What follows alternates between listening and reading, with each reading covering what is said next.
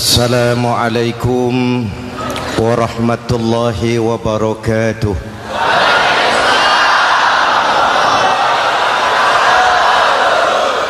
Alhamdulillahillazi ja'ala ramadhana syahra siyami lil mu'minin.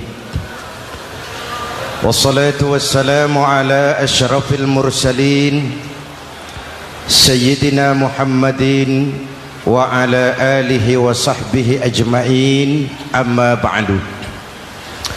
Para ulama yang saya muliakan, para pejabat baik sipil maupun militer yang saya hormati, alhamdulillah malam ini atas izin Allah, mudah-mudahan yang kita laksanakan ini merupakan bagian dari amal ibadah kita di bulan suci Ramadan ini. Hadirin, reformasi terbesar adalah reformasi yang dilakukan oleh baginda Nabi besar Muhammad sallallahu alaihi wasallam. 23 tahun merombak satu bangsa biadab menjadi bangsa beradab, merombak umat yang terpecah belah menjadi umat yang bersatu, merombak masyarakat yang tenggelam dalam kemusyrikan menjadi umat yang bertauhid.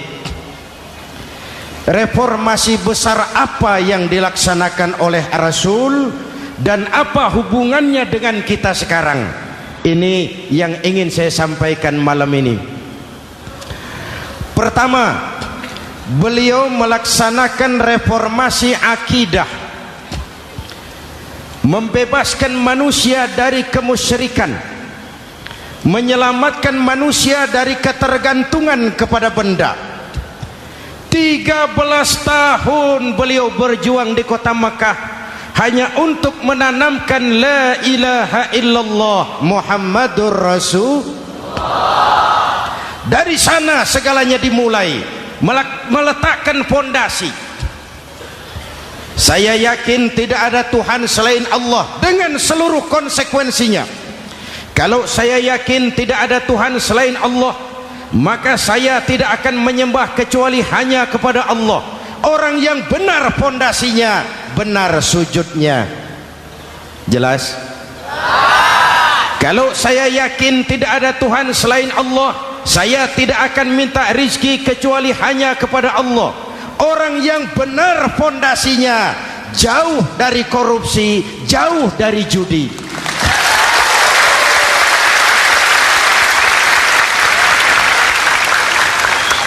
Kalau saya yakin tidak ada Tuhan selain Allah, saya tidak akan menggantungkan hidup kecuali hanya kepada Allah. Saya tidak akan melarikan persoalan kecuali hanya kepada Allah. Saya tidak akan pernah takut kecuali hanya kepada Allah. Saya tidak akan minta tolong kecuali hanya kepada Allah. Inilah generator yang membangkitkan seluruh nilai-nilai amal kita. Kita puasa, kita sujud, kita jihad, itu kan karena nilai iman. Betul? Imannya tidak kelihatan, yang kelihatan gejalanya. Mic ini berbunyi karena ada strom. Percaya apa tidak? Kelihatan stromnya? Kok tahu ada strom dari mana?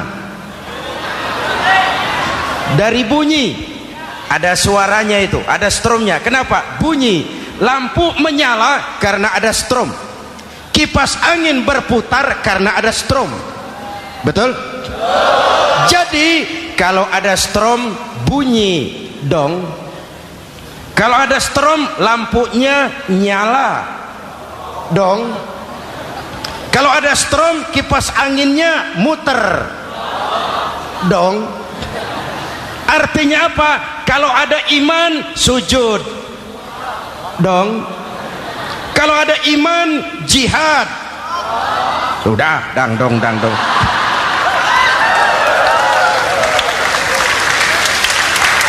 Seluruh amaliyah kita hanya refleksi dari nilai-nilai keimanan. Maka dimulai dengan fondasi. Kalau fondasi kuat, apapun yang mau dibangun aman. Kalau fondasi rapuh, apa yang mau dibangun di atas fondasi yang rapuh?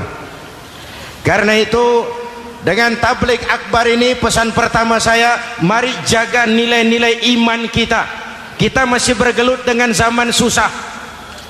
Judi kembali merebak, narkoba meracuni remaja dan pemuda-pemudi kita, padahal dua-duanya sumber segala macam kemaksiatan. Judi mendidik orang jadi malas, dan sejarah belum pernah mencatat ada orang jadi kaya karena judi. Yang bangkrut, yang kere, yang melarat banyak.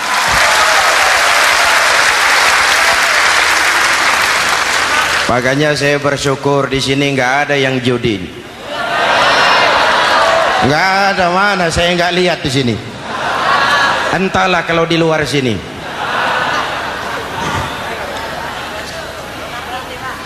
Judi itu penyakit, kalahnya bikin penasaran, menangnya bikin ketagihan. Itulah penyakitnya. Makanya lebih baik makan singkong betulan daripada makan roti mimpi. Ayo, makan singkong betulan, makan roti mimpi, lebih baik mana? Lebih baik makan roti betulan, Mas. Maksud saya, uang 4-5 ribu rupiah itu daripada belikan togel, daripada dibelikan pakong, daripada dibelikan macam-macam undian judi, lebih baik dibelikan beras, makan sama-sama. Hadirin yang saya hormati, karena iman kita hidup, untuk iman kita berjuang, dalam iman kita ingin kembali menghadap Allah Subhanahu. Dahulu pun orang-orang tua kita berjuang memerdekakan negeri tercinta ini. Apa faktor penggerak utamanya? Iman. Imanlah yang mengajarkan orang-orang tua kita, hubbul watan minal iman. Cinta tanah air bagian daripada iman. Lah, tanah air kita kan bukan Aljazair. Tanah air kita bukan Palestina. Tanah air kita bukan Mesir. Tanah air kita mencintai Indonesia bagian daripada iman. Yang datang menjajah kebetulan kafir. Nah ini, bertemulah cinta tanah air dengan semangat jihad yang diajarkan agama. Lalu bangkitlah para ulama, bangkitlah para kiai, bangkitlah para santri, berjuang memerdekakan negara tercinta ini. Saya tanya lagi, orang-orang tua kita dahulu berjuang melawan penjajah, senjatanya apa? Bambu runcing. Jenderal mana mau taruhan bambu runcing merdeka melawan tank? Bambu runcing merdeka melawan meriam. Bambu runcing merdeka melawan tentara-tentara profesional yang terlatih dengan baik. Menurut logika tidak mungkin. Menurut kebiasaan tidak bisa. Menurut rasio impossible. Entoh nyatanya kita merdeka. Lalu para pendiri Indonesia dengan jujur mencantumkan dalam mukaddimah Undang-Undang Dasar Negara kita kalimat yang berbunyi, dengan berkat rahmat Allah yang Maha Kuasa. Ada tidak itu dalam pembukaan Undang-Undang Dasar? Ada apa tidak? Pokoknya biar belum pernah baca, ada gitu saja sudah ya, biar lancar urusan. Saya yakin kalimat ini bukan lipstick, not decoration only. Kalimat ini pengakuan moral, pengakuan batin yang sangat jujur dari para pendiri Indonesia bahwa Allah campur tangan dalam proses kemerdekaan. Kalau tidak, nggak ada ceritanya bambu runcing merdeka melawan tank.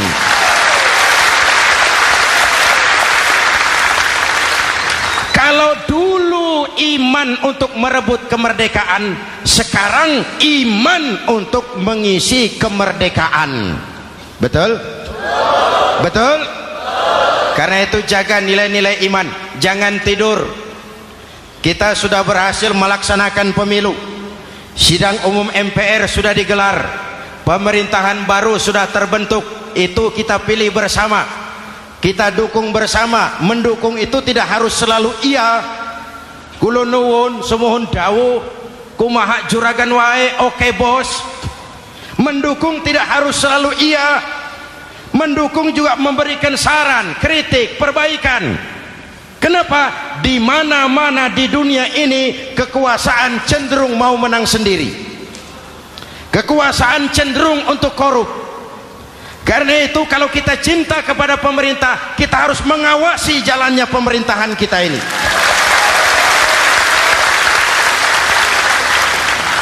Pengalaman ketika Orde Baru berdiri, kita percaya, kita serahkan penuh, lalu kita tidur. Akhirnya kita jadi susah sendiri. Betul?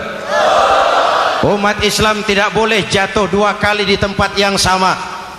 Hari ini lewat sini jatuh wajar, belum tahu barangkali. Besok lewat sini lagi jatuh lagi, goblok tenan. Masa jatuh dua kali di tempat yang sama itu bagaimana? Hadirin yang saya hormati, nilai-nilai iman, intan paling mahal, mutiara paling berharga, tidak lain nilai iman. Imanlah yang menyebabkan kita gembira menyambut datangnya Ramadan, menyingsingkan lengan baju, menghamparkan sajadah, melakukan pendekatan yang intens kepada Allah. Kenapa? Kita mengerti nilai Ramadan. Tempo hari saya berikan contoh. Di tangan kanan saudara ada berlian, harganya 50 juta. Di tangan kiri saudara ada rumput seikat. Berlian dan rumput ini taruh di depan kambing. Kira-kira mana yang diambil kambing? Rumput, dasar kambing. Kambing tidak ngerti nilai berlian. Padahal kalau kambing sedikit mau pakai otak. Kalau berlian yang saya ambil, kata kambing, lalu saya bawa ke pasar, kemudian saya jual, harganya 30 juta, lalu dibelikan rumput, dapat rumput sekabupaten. Tapi kambing tidak ngerti nilai berlian. Yang kambing tahu cuma rumput. Kenapa? Hidup kambing cuma melayani perut. Maka kata Imam Ali karramallahu wajhah, orang yang hidupnya hanya untuk melayani perut,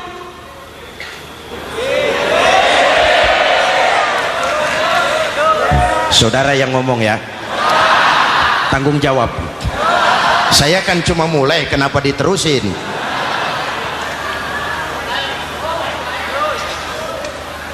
Hadirin yang saya hormati, jaga iman baik-baik, wariskan kepada anak-anak kita. Mereka harapan kita semua, mereka masa depan Indonesia. Akan bagaimana Republik Indonesia, bahkan akan bagaimana Islam di Republik Indonesia 20, 30, 40 tahun yang akan datang, anak-anak kitalah jawabannya.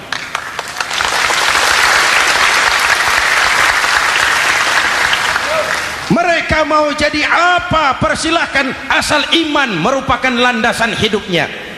Anak-anak kita boleh jadi jenderal asal jenderal beriman, boleh jadi pejabat, pejabat beriman, jadi pengusaha, pengusaha beriman. Kalau iman landasannya aman, jadi pengusaha, pengusaha beriman, insya Allah timbangannya tidak curang, ekonomi lancar, masyarakat tenang. Jadi petani, petani beriman, insya Allah tidak menggarap tanah yang bukan miliknya.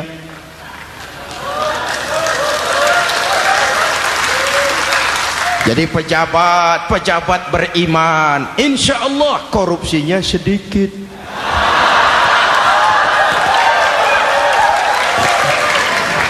Jadi jenderal, jenderal beriman, insya Allah berjuangnya bersama ulama, bukan nangkepi ulama.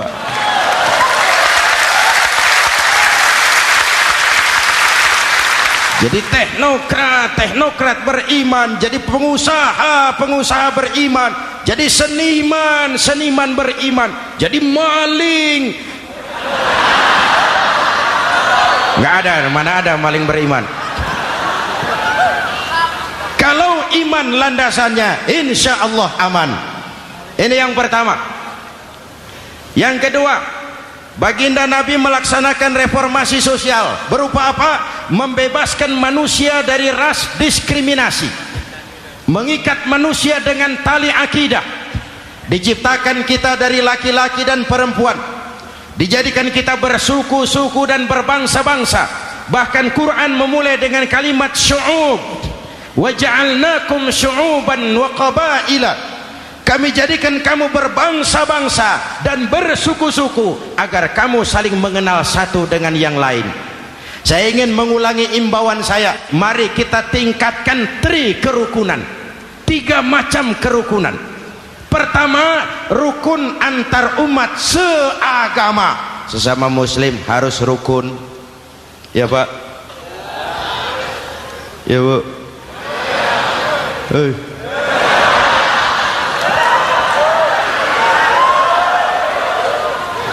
Malam ini saya tidak merasa sebagai tamu di sini. Saya hanya keluarga di tengah-tengah keluarganya.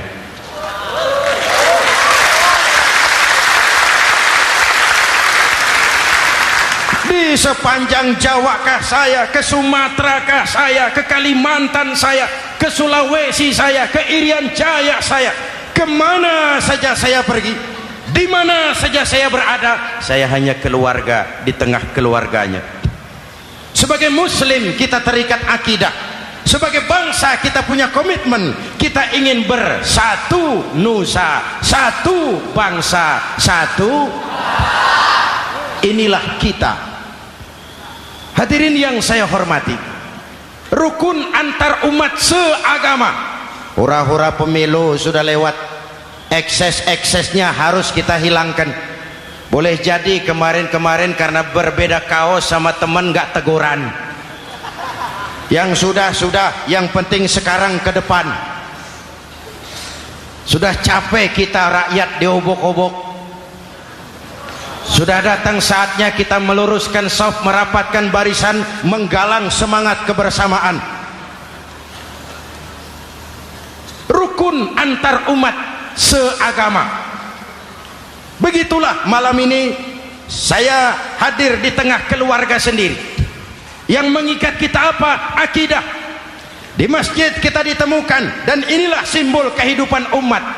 Tadi kita sholat isya dan tarawih di sini, menghadap ke arah yang sama, menyembah Allah Tuhan yang sama, melakukan gerak yang sama, membaca bacaan yang sama, dengan bahasa yang sama. Betul? Tapi kita datang dari segala penjuru. Kita datang dari sebelah lor, sebelah kidul, sebelah wetan, sebelah kulon. Di sini di masjid ini kita menghadap ke arah yang sama. Kita yang hadir di sini boleh jadi ada yang dari Sumatera, Kalimantan, Sulawesi, Irian Jaya, tapi kita adalah Indonesia. Jelas? Jelas? Saya sering kasih contoh, coba kalau sholat pakai bahasa masing-masing, ramai masjid, bingung malaikat. Ini Indonesia ramai karena tiap provinsi sholat pakai bahasa masing-masing. Kalau Riau bicara sendiri, Ambon bicara sendiri, Aceh bicara sendiri, Irian bicara sendiri, ramai masjid. Jelas? Jelas? Yang imam pakai bahasa Indonesia, takbir, Tuhan yang maha besar.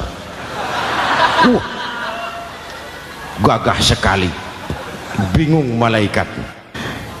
Kembali kita kalau sholat pakai bahasa masing-masing.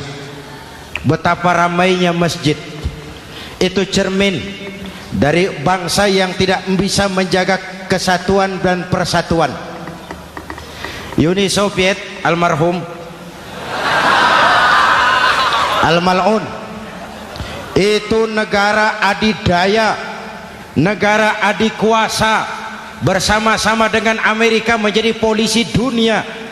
Tetapi kemudian dihantam oleh glasnost yang kebablasan, Gorbachev terpental, Soviet pecah jadi negara kecil berkeping-keping. mimpi mengembalikan Soviet seperti dulu.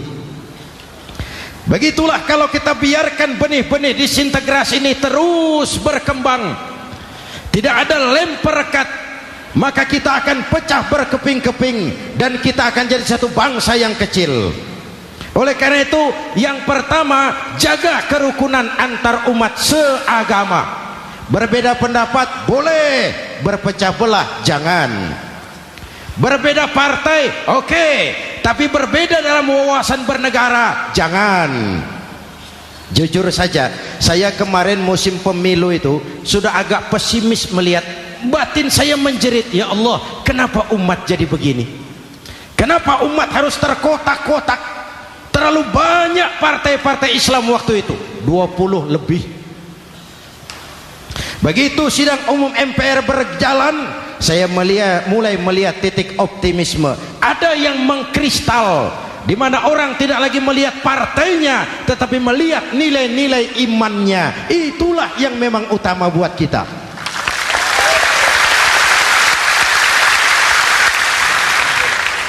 Ini yang pertama, rukun antar umat seagama. Yang kedua, rukun antar umat beragama. Beberapa hari yang lalu ada kejadian yang mengenaskan di Jakarta Timur, Cipayung. Peristiwa penyerbuan Yayasan Dolos. Hadirin yang saya hormati, kita tentu menyesalkan kejadian itu. Kita tidak bisa menyetujui tindakan main hakim sendiri. Kita berharap pemerintah bukan hanya bisa menangkap pelakunya, tapi juga yang tidak kalah pentingnya mengusut akar permasalahannya.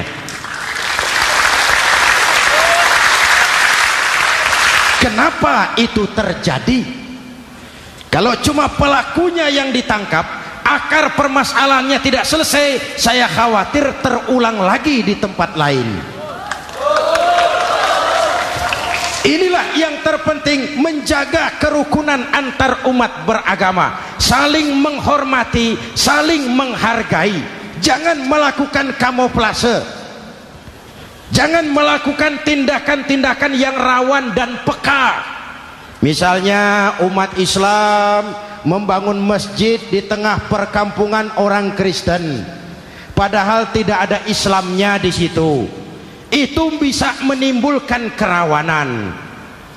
Atau sebaliknya, membangun gereja di tengah perkampungan umat Islam yang tidak ada Kristennya di situ.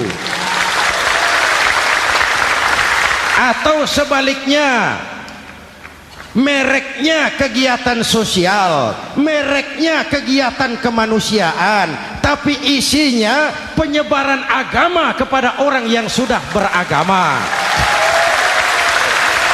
Itu pun bisa menimbulkan kerawanan. Jelas? Maka yang besar jangan mau menang sendiri, yang kecil harus tahu diri. Jelas? Mari saling menghormati, mari saling menghargai dalam batas lakum dinukum. Menangkap pelakunya penting, mengusut akar permasalahannya itu pun tidak kurang pentingnya.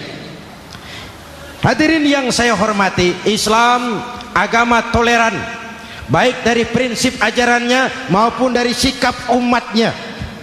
Islam agama yang rahmatan lil alamin. Kita punya kewajiban untuk membuktikan bahwa Islam bukan merupakan ancaman. Islam adalah alternatif. Islam adalah solusi. Islam bukan ancaman. Yang hadir di sini bukan perusuh, bukan umat biang kerok. Ini umat yang cinta damai.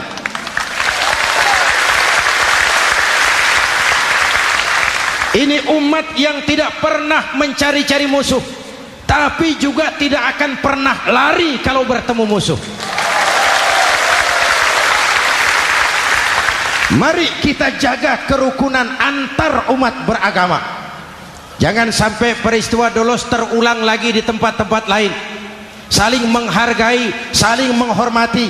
Jangan main hakim sendiri. tapi juga jangan mau menang sendiri. Hadirin yang saya hormati, dengan menjaga kerukunan antar umat beragama, akar keutuhan kita sebagai bangsa semakin terpelihara. Lalu yang ketiga, rukun antar umat beragama dengan pemerintah. Tadi kita sholat di sini ada imam, ada makmum, betul? Kalau makmum siapa saja boleh, Mas. Tidak ada pemilihan makmum. Fikih itu ketat kalau sudah memilih imam. Nih makmum siapa saja. Pak, itu orang pemabuk itu, boleh jadi makmum. Suka mencuri, Pak, boleh jadi makmum. Bacaannya tidak fasih, boleh jadi makmum. Ketinggalan 1 rakaat, boleh jadi makmum. Tapi tidak tiap orang boleh jadi imam. Kenapa? Imam mau mimpin orang banyak. Kalau dia bodoh, bagaimana nasib makmumnya?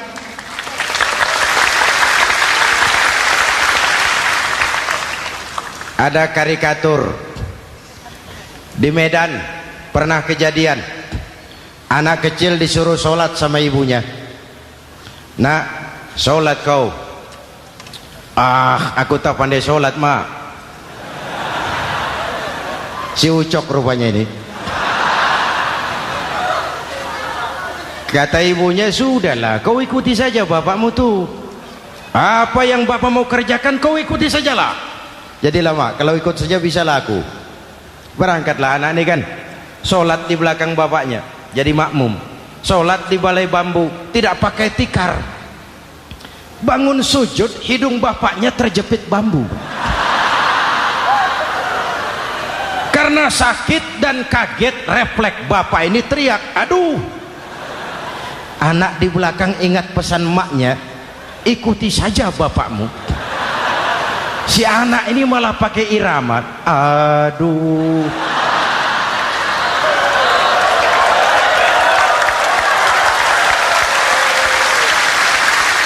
Lah, ada yang lebih gendeng lagi. Mendengar anaknya mengaduh, bapaknya menoleh ke belakang. Kata bapaknya, kau kejepit juga, Cok, katanya. Sholat jadi ngobrol. Kalau makmum dan imam sama bodohnya, rusak sholat ini.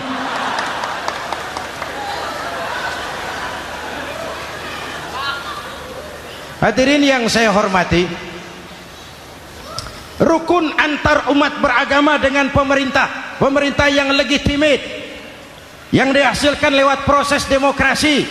Benarnya kita dukung, salahnya kita tegur, kita kritik, kita perbaiki, kita berikan saran-saran yang baik. Sekali lagi, jangan tidur. Sudah lewat masanya. Kemarin-kemarin kita menghadapi satu masa yang penuh krusial. Sudah datang saatnya kita bersama-sama bahu membahu mengatasi kesulitan besar yang tengah kita hadapi sekarang ini. Dengan 3 kerukunan ini, insya Allah keutuhan kita sebagai bangsa akan lebih terpelihara. Ini reformasi kedua. Dalam konteks kita sekarang, menjaga semangat kebersamaan. Saya sering mempopulerkan di masyarakat kita, umat Islam bangsa Indonesia seperti 5 jari ini. Kalau kompak, apa yang tidak terpegang? Tapi kalau berpecah belah, apa yang mau dipegang? Yang ini namanya ibu jari. Umaro ini, pemerintah. Kerja apa saja kalau sudah diginikan pemerintah, lumayan. Diginikan kiamat, Mas. Legalitas. Umaro.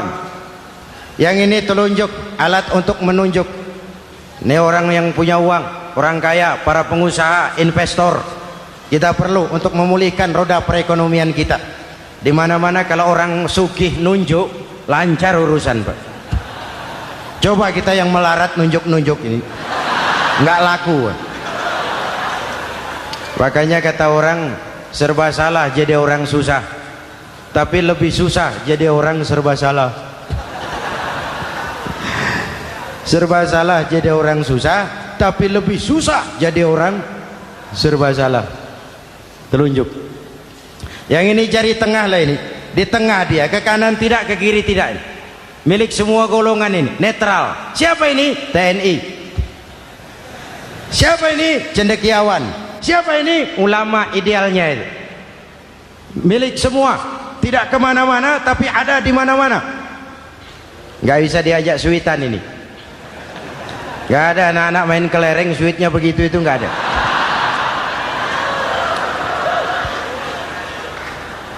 Ini jari manis remaja, pemuda, masa muda, masa yang paling manis.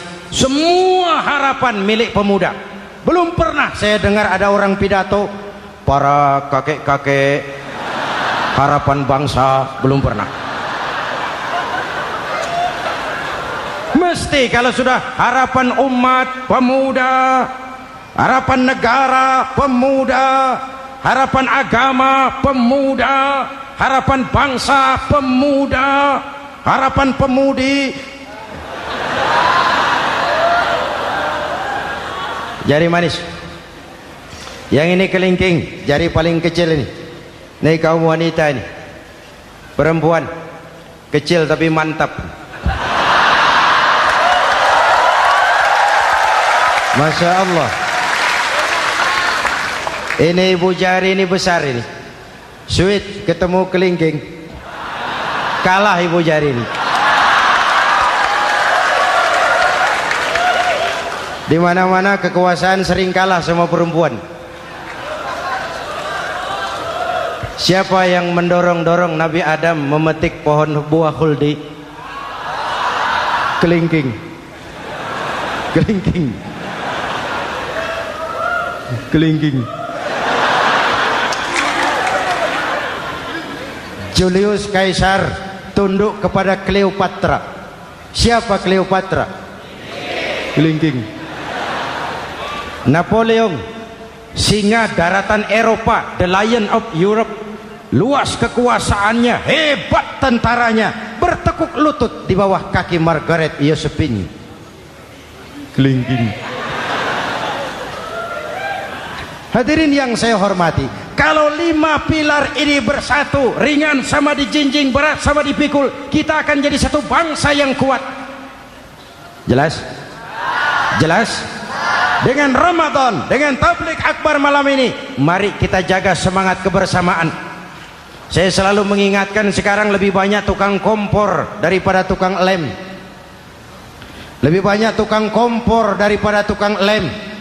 Hangati sana, sulut sini, bakar sana, panasi sini, terbakar kita, dia lari tepuk tangan, dan kita yang rugi. Jelas? Jelas? Ini hal yang kedua. Reformasi sosial mengikat manusia dengan tali akidah, mempersaudarakan manusia dari manapun orang datang, apapun warna kulitnya, dari suku apapun ia dilahirkan, kalau akidahnya sama, itulah saudara kita.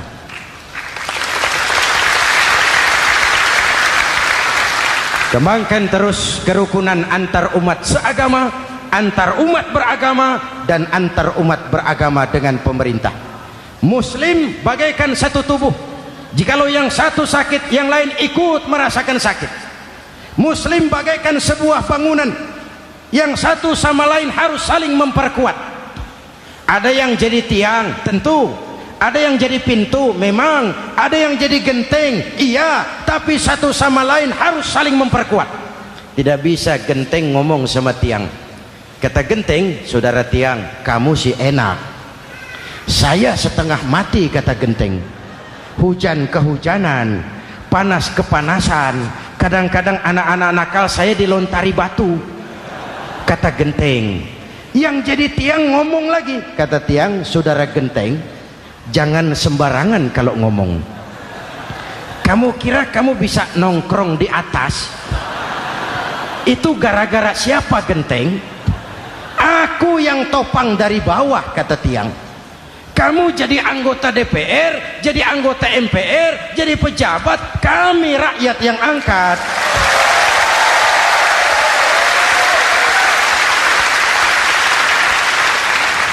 Jangan waktu di bawah rajin ngamalkan ayat kursi, dapat kursi lupa sama ayat.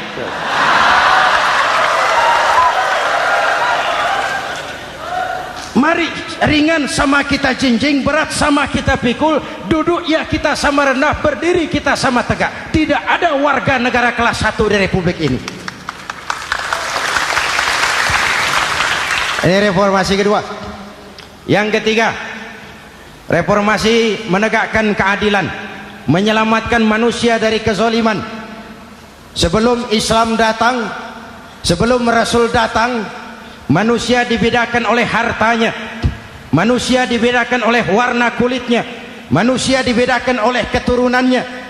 Beliau dengan tegas mengajarkan, innallaha la yanzuru ila suwarikum wala ila amwalikum walakin yanzuru ila qulubikum wa a'malikum.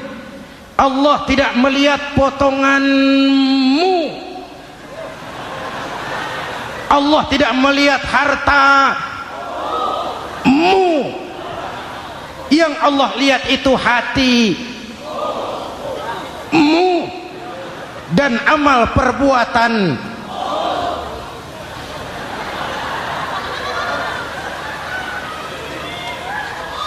Perjuangan menegakkan keadilan.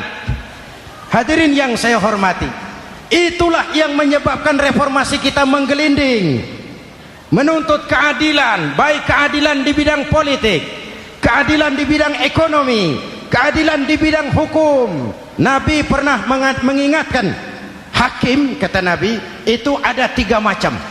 Al-qudatu salasatun. Hakim ada 3 macam.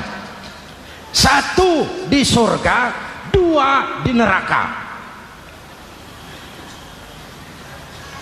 Hadirin yang saya hormati, siapa yang hakim ke surga itu?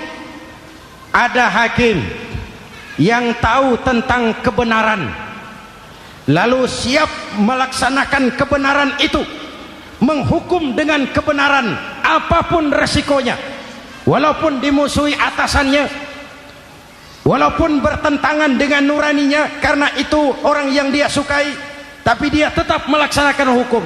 Hakim yang mengerti tentang kebenaran sesuatu lalu melaksanakan hukum dengan kebenaran itu yang akan sampai ke surga.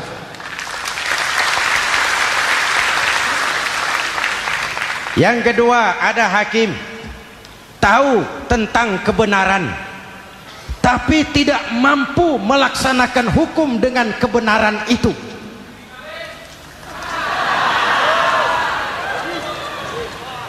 Tahu sesuatu itu benar tetapi tidak punya nurani untuk membela kebenaran, mengetahui kebenaran tapi tidak berdaya untuk memperjuangkan kebenaran. Akhirnya hukum dikebiri, yang salah jadi benar, yang benar jadi salah. Itulah realita yang kita rasakan selama ini.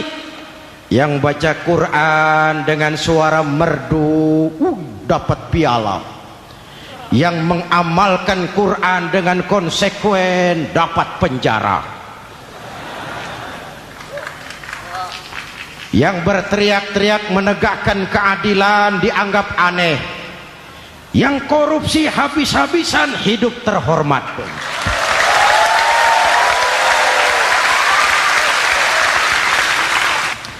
Jadi yang kedua tadi hakim yang tahu kebenaran tetapi tidak mampu melaksanakan hukum sesuai dengan kebenaran, diperkosanya kebenaran, ditekannya hati nuraninya, sehingga ini yang mengakibatkan terlukanya perasaan keadilan. Yang ketiga lebih celaka lagi, ada hakim yang tidak mengerti tentang kebenaran lalu melaksanakan hukum dalam ketidakmengertiannya, bodoh melaksanakan hukum dalam kebodohan, itu pun menyebabkan orang masuk neraka. Na'udzubillah. Hadirin yang saya hormati, reformasi yang dilaksanakan Rasul berjuang menegakkan keadilan setelah membebaskan manusia dari ras diskriminasi. An-nas kulluhum li Adam wa Adam min turab, la fadla li arabiyyin ala ajamiyyin illa bittaqwa. Seluruh manusia berasal dari Adam, Adam diciptakan dari tanah, dan tidak ada kelebihan Arab dengan yang bukan Arab kecuali dengan takwanya. Nah, saya masih ingat sebuah cerita. Mau dengar?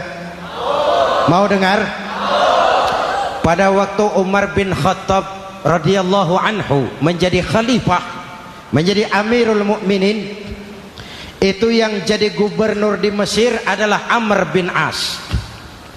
Satu saat Amr bin As ingin mendirikan masjid, tapi tanah lokasi masjid itu milik orang Yahudi, ada gubuk di situ. Dipanggil Yahudi ini oleh Amr bin As. Saudara Yahudi, iya. Itu rumahmu ya? Iya. Sudah tahu belum? Belum. Ya memang saya belum kasih tahu. Begini, kamu bangun sembarangan saja, rumahmu kena jalur hijau itu. Lalu saya mau bangun masjid di situ. Ya tapi ada rumah saya, Pak. Sudahlah, rumahmu saya bayar, saya beli. Enggak mau, Pak. Rumah saya cuma itu-itunya. Saya bayar 2 kali lipat. Enggak mau, Pak. Enggak mau. Sudahlah, saya ganti rugi. Ya, enggak mau, Pak. Namanya juga ganti rugi, Pak. Biar digantikan tetap rugi. Mangkel Amr bin As ini wong cilik kok bertingkah amat. Si amat aja enggak bertingkah. Panggil kamtib. Hei, gusur. Ditarik rumah Yahudi ini, ambrol. Menitiskan air mata si Yahudi di sudut kehidupan. Begini wong cilik ini sudah jatuh tertimpa tangga. Rumah cuma sak gubuk-gubuknya diderek oleh petugas. Pikir-pikir Amr bin As kan cuma gubernur, di atasnya kan masih ada khalifah Umar bin Khattab. Saya mau lapor ke pusat. Berangkat Yahudi ini dari Mesir menuju Madinah, berhari-hari berjalan, sambil berpikir, ini nanti kalau saya laporan kepada khalifah, apa pengaduan saya diterima? Wong saya rakyat kecil, lagian Yahudi, sementara yang menggusur saya ini gubernurnya sendiri. Terus dia berjalan sampai di kota Madinah. Lewat tengah hari dia mulai cari-cari. Ada orang, ketemu orang sedang tidur di bawah pohon kurma. Selamat siang, Pak. Siang. Saya mau numpang tanya, Pak. Tanya apa? Bapak tahu Khalifah Umar bin Khattab? Tahu. Istananya di mana, Pak? Istananya di atas lumpur. Di atas lumpur? Iya.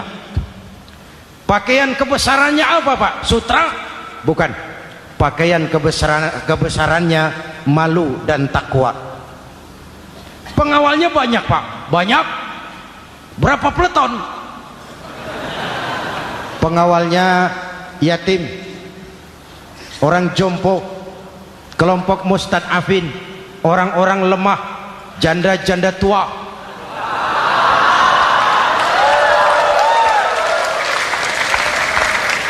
Itu pengawalnya.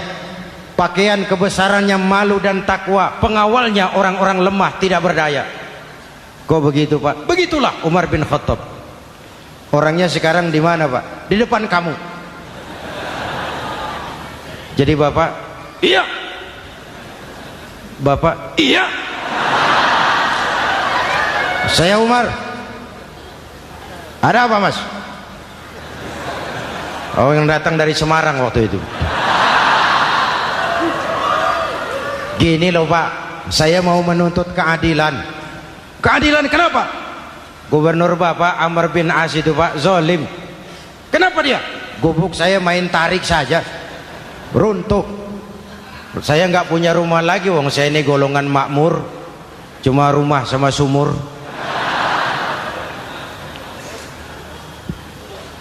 Lalu untuk apa? Katanya dia mau bangun masjid di situ, Pak.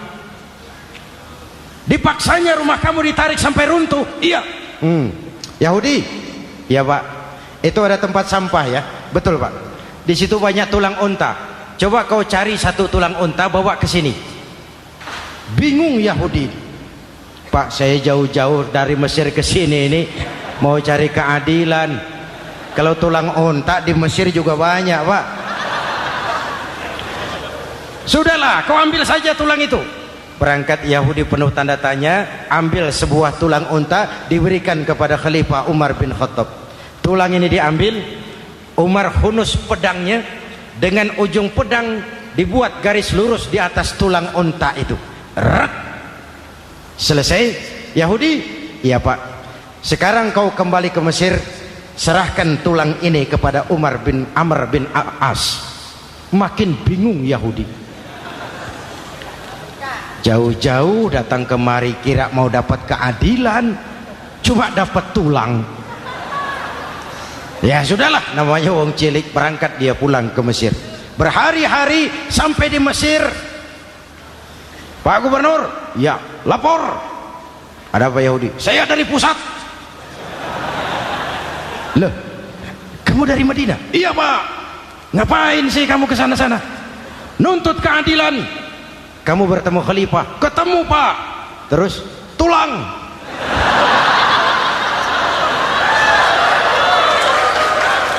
Ini loh Pak, salam dari beliau, tulang. Apa maksudnya? Aku nggak ngerti lah itu Pak. Yes, go rene. Diambil tulang itu. Amr bin As melihat ada garis lurus dengan ujung pedang, gemetar badannya, keringat bercucuran. Kepala proyek dipanggil. Mas, ini proyek masjid batal, gubuk Yahudi dirikan lagi. Loh Pak, kata kepala proyek, saya kan sudah menang tender Pak.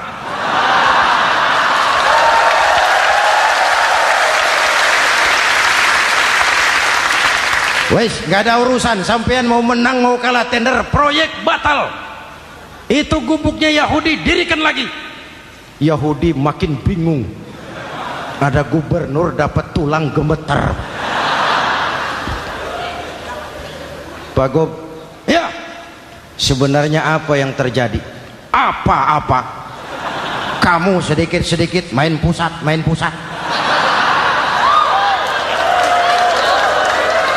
Bu, yang ngomong dulu toh. Ya kan awalnya saya sudah ngomong Pak, tapi gubuk saya tetap ditarik. Percuma ya saya ke pusat Pak. Saya dapat teguran keras dari Khalifah. Tahu kau apa artinya ini? Seolah beliau berkata, "Hei Amr bin As, jangan mentang-mentang sedang berkuasa kau bertindak seenakmu. Berlaku lurus dan adillah kamu seperti lurusnya garis di atas tulang ini."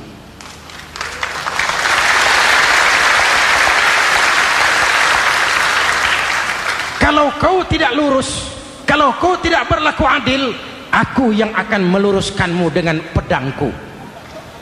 Itu bahasa simbolik. Siapa yang gak gemeter? Kamu. Pusat. Wedus. Ya ini nek coro kita. Oh Pak, kalau begitu Islam adil ya Pak? Adil. Jadi saya menang Pak? Menang kamu. Padahal saya Yahudi. Tapi menang ya? Menang. Pak sudahlah kalau begitu Pak. Bagaimana? Itu gubuk saya ambil saja Pak. Tanah-tanahnya sak gubuk-gubuknya Bapak ambil. Silahkan kalau mau dibangun masjid. Tidak cuma sekedar itu Pak. Mulai hari ini Bapak dengarkan, asyhadu an la ilaha illallah wa asyhadu anna muhammadar rasulullah.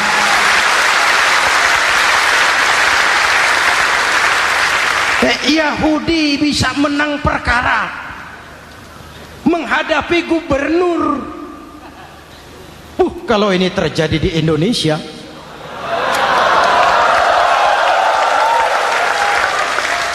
amin. Oke, lalu siapa pemimpin adil itu? Setiap kita kan pemimpin. Presiden pemimpin di negaranya, gubernur pemimpin di provinsinya, bupati pemimpin di kabupatennya, Pak Camat pemimpin kecamatannya, Pak Lurah pemimpin di kelurahannya, suami pemimpin di rumah tangganya, anak muda pemimpin bagi dirinya. Dan setiap kita akan dimintakan tanggung jawab. Anak muda pemimpin buat dirinya, nanti diminta tanggung jawab. Hei, kakimu kau bawa jalan kemana? Tanganmu ngambil apa? Lidahmu bicara apa? Matamu menteleng. Apa yang dilihat? Seluruhnya akan dimintakan pertanggungan jawab. Marilah kita jadi orang yang adil kepada diri, kepada keluarga, dan akhirnya kepada masyarakat, bangsa dan negara. Hadirin yang saya hormati, satu ayat yang sering dibaca pada akhir khutbah khatib Jumat, innallaha ya'muru bil adli wal ihsan. Allah memerintahkan kamu berlaku adil dan berbuat ihsan. Tidak sekadar adil tapi ihsan. Ihsan nilainya lebih tinggi dari adil. Contoh, nak, tolong taruh telur itu di pinggir meja. Anak yang adil apa adanya, ditaruh telur di pinggir meja. Anak yang ihsan lain. Lah iya, perintahnya sih di pinggir meja, tapi kalau pas di pinggir meja kan jatuh ke bawah, ke tengah sedikit. Ini ihsan. Oleh karena itu, mari, perjuangan menegakkan keadilan masih panjang. Jalannya tidak lurus, bertabur bunga, menanjak, menurun, banyak onak dan duri. Namun seperti yang dikatakan seorang tokoh, masih Napoleon, kalau ada 1000 orang penegak keadilan, saya satu dari yang 1000 itu. Kalau ada 100 penegak keadilan, saya juga satu dari yang 100 itu. Kalau ada 10 orang menegakkan keadilan, saya juga satu dari yang 10 itu. Kalau hanya 1 orang yang menegakkan keadilan, maka sayalah yang 1 itu. Tetap konsisten berjuang menegakkan keadilan, walaupun besok langit akan runtuh, walaupun besok akan kiamat, keadilan tetap harus ditegakkan. Oke, ini reformasi yang ketiga, menegakkan keadilan, mengayomi masyarakat dengan hukum yang tegas. Dan Rasul menjadi contoh. Ini yang hebat. Misalnya beliau berkata, wallazi nafsi biyadihi lau anna Fatimah binti Muhammadin saraqat laqata'a Muhammadun yadaha. Demi Allah, andai kata Fatimah putri Muhammad mencuri, jangan orang lain, Muhammad sendiri yang akan memotong tangannya. Hukum berwibawa, masyarakat terlindungi. Kenapa? Nabi jadi contoh. Jelas? Beliau mengajarkan orang beramal. Kepada putrinya beliau mengatakan apa? I'mali ya Fatimah, i'mali fa inni la ughni anki minallahi syai'a. Fatimah, beramal kau. Fatimah, beramal kau. Fatimah, solat kau. Fatimah, puasa kau. Fatimah, zakat kau.